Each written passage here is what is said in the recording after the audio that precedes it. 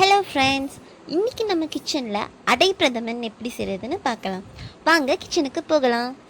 ஒரு கப் அடை எடுத்து நல்லா தண்ணியில் வேக வச்சுக்கணும். ஃபஸ்ட்டு அடை பிரதமனுக்கான அடைன்னு நீங்கள் ரெடிமேடாகவே மளிகை கடையிலலாம் கிடைக்கும், இல்லைன்னா டிபார்ட்மெண்டல் ஸ்டோர்ஸில் கிடைக்கும், நீங்கள் அங்கே வாங்கலாம். நம்ம இங்கே ஹோம்மேட் அடை தான் எடுத்திருக்கோம், அதனால் கொஞ்சம் திக்காக இருக்குது. இதுவே நீங்கள் ரெடிமேட் அடை எடுத்திங்கன்னா நல்லா சின்ன சின்னதாக இருக்கும். திக்காக இருந்தால் தான் எங்களுக்கு பிடிக்கும், அதனால் கொஞ்சம் பெருசாகவே நான் கட் பண்ணியிருக்கேன். இப்போ அடை நல்லா வெந்துருச்சு. நீங்கள் ரெடிமேட் அடை எடுக்கிறதா இருந்தால் அடை வெந்ததுக்கப்புறம் அப்படியே ரன்னிங் வாட்டரில் ஒரு தடவை வாஷ் பண்ணிக்கோங்க, அப்போ தான் அந்த பிசு இருக்காது. இப்போ ஒரு 300 grams ஆஃப் ஜாகரியை நல்லா தண்ணி ஊற்றி பாகு மாதிரி எடுத்துட்டு அதில் கசடெல்லாம் ஜலிச்சுட்டு அதை ஒரு 2 கப் எடுத்து வச்சுருக்கேன். இப்போ இந்த அடையோடு சேர்த்து நல்லா பாயில் பண்ணணும். இந்த பாகு நல்லா சுண்டி கெட்டிப்பதம் வர வரைக்கும் நல்லா சுண்ட விடணும். இது நல்லா காயுது.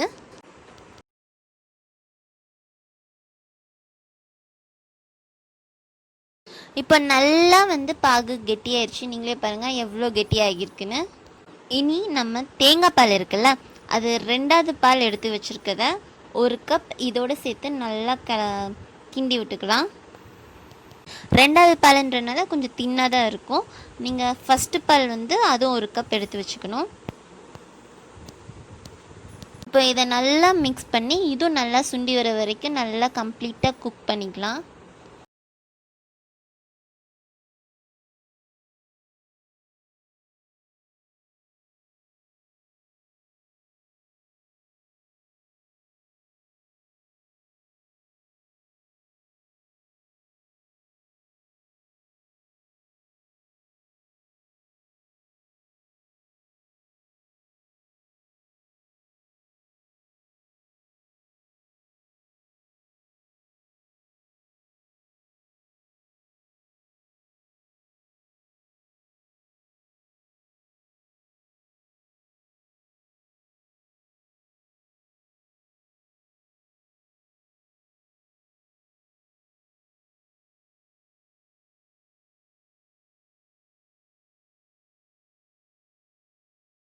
ரெண்டாவது தேங்காய் பால் ஊற்றுனதுக்கப்புறம் நல்லா இப்போ கொதிச்சிட்ருக்கு.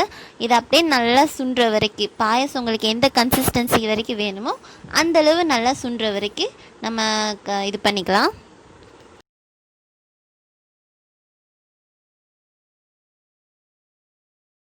இப்போ நல்லா சுண்டிருச்சு. நம்மளோட இது பாயசம் பாதி அளவு நல்லா சுண்டிருக்கு.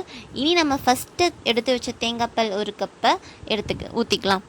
இந்த ஃபஸ்ட்டு தேங்காய் பால் ஊற்றுனதுக்கப்புறம் ரொம்ப நேரம் கொதிக்க விடக்கூடாது. லைட்டாக முறக்கட்டினோடனே இறக்கிடணும். இப்போ நல்லா மிக்ஸ் பண்ணி விட்டுட்டு நம்ம லைட்டாக ஒரு கொதி வந்தோடனே இறக்கிடலாம்.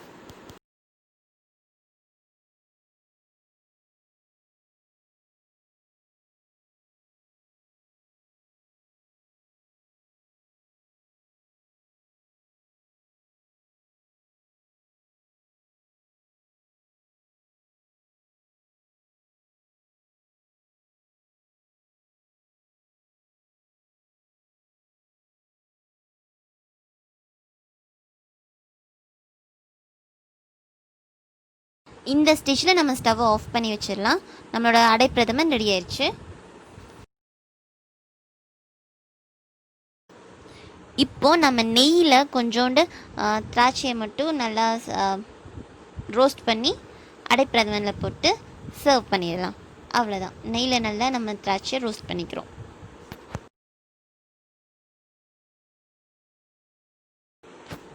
இப்போ அடைப்பிரதமனை போட்டால் நம்மளோட கேரளா ஸ்டைல் சுவையான அடைப்பிரதமன் ரெடி ஆயிடுச்சு. இதை நீங்களும் கண்டிப்பாக உங்களோட வீட்டில் செஞ்சு பார்த்துட்டு எப்படி வந்துச்சுன்றதை கீழே கமெண்ட்ஸில் சொல்லுங்கள். உங்களுக்கு இந்த வீடியோ பிடிச்சிருந்துச்சுன்னா மறக்காமல் நம்ம சேனலை சப்ஸ்கிரைப் பண்ணுங்கள், கமெண்ட்ஸ் பண்ணுங்கள், இந்த வீடியோ உங்கள் ஃப்ரெண்ட்ஸோட ஷேர் பண்ணுங்கள். டேஸ்டியான ஹெல்த்தியான டெசர்ட் ரெடி ஆயிடுச்சு. ஸோ இதை நீங்களும் உங்கள் வீட்டில் கண்டிப்பாக செஞ்சு பார்த்துட்டு எப்படி வந்துச்சுன்னு எங்களுக்கு மறக்காமல் சொல்லுங்கள். பாய்.